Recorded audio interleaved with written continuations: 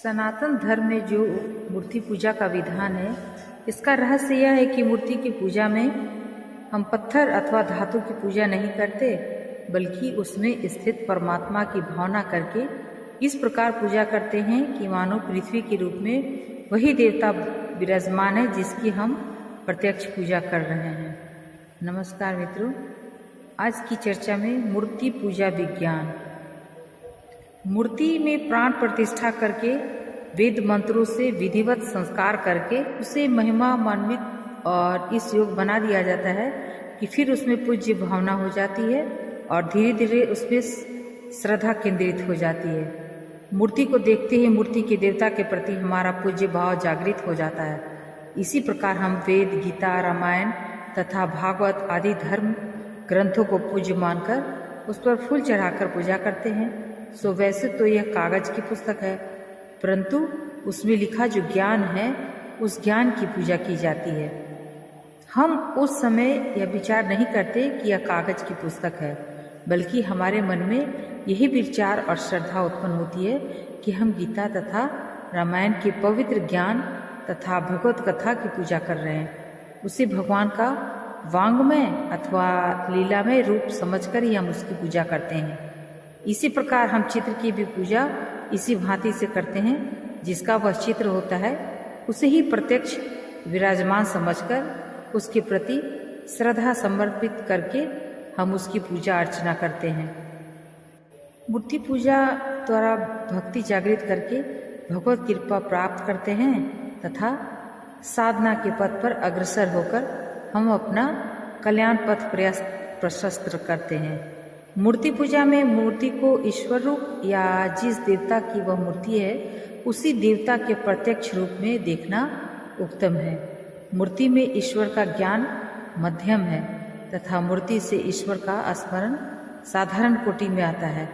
पूजा और उपासना में साधक ध्यान के द्वारा मन से इष्ट देव को अपने समीप लाता है, स्रोत वंदना आदि से वाणी के निकट लाता है तथा पूजा अर्चना के द्वारा शरीर के निकट लाता है।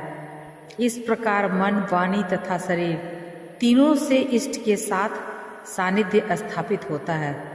जो लोग परमात्मा को सर्वव्यापक मानकर प्रत्येक व्यक्ति तथा कण कण में उसका दर्शन करते हैं और सद्व्यवहार करते हैं, उनका अहोभाग्य और वे बहुत अच्छे हैं, परंतु हर आदमी ऐसा नहीं है।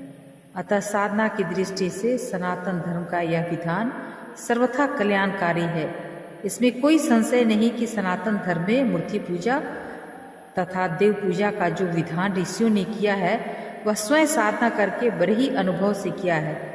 जिस माध्यम से उपासना की जाती है वह देखने में भले ही जड़ हो, परंतु उसके द्वारा उपासना चेतन तत्व की जाती है। इसके रहस्य पर अब कुछ प्रकाश डालने की चेष्टा की जाती है।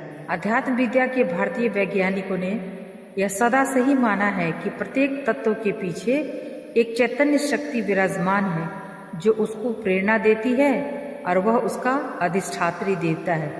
उस देवता का उस तत्व पर आधिपत्य रहता है। इस प्रकार उपास्य देवता के साथ उपासक का संबंध स्थापित हो जाता है तथा जिस पदार्थ पर उस देवता का आधिपत्य है वह पदार्थ भी उपासक को उपास्य की कृपा से किसी न किसी प्रकार प्रचुर मात्रा में उपलब्ध होने लगते हैं। यह इसका एक विशेष विज्ञान तथा रहस्य है। पूजन, अर्चन, धूप, दीप, हवन, स्तुति तथा कीर्तन आदि के द्वारा वहाँ का संपूर्ण पांच भौतिक वातावरण भगवत भाव से ओतप्रोत रहता है। चंदन पुष्पादि की सात्विक गंध से पृथ्वी तत्व का अर्ध भगवत स्नान तथा तर्पण आदि से जल तत्व का, आरती से अग्नि तत्व का, हवन से वायु तत्व का तथा स्तुति, कीर्तन पाठ और शंख ध्वनि आदि से आकाश तत्व का शोधन हो जाता है। अतः इन क्रियाओं के होने से वातावरण उन्हीं सात्विक क्रियाओं से ओतप्रोत एवं संस्कारित हो जाने के कारण शुद्ध रहता है और भगवत भावना को शीघ्र उत्पन्न करने तथा उसका परिवर्धन करने में सहायक होता है। चित्त शीघ्र ही समाहित हो जाता है। ऐसे स्थानों पर जाते ही जाते उसके संस्कार अंतःकरण पर अंकित हो जाते हैं तथा दुर्वृत्तियों और दुर्वासनाओं का दमन हो जाता है। इससे शीघ्र शांति लाभ होता है।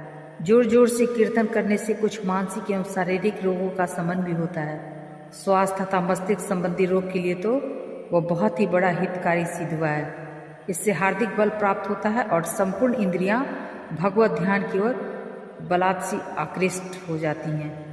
इसकी ध्वनि की गूंज से अनेक रोगोत्पादक कीटाणुओं का शमन होता है। इस प्रकार के कीर्तन से अन्य लोगों के ऊपर भी प्रभाव पड़ता है और उनके अंदर भी शुभ संस्कार अंकित होते हैं। हमें चाहिए कि हम कीर्तन एवं स्मरण भगवान की महिमा और स्वरूप को समझते हुए श्रद्धा एवं भाव भक्ति सहित करें।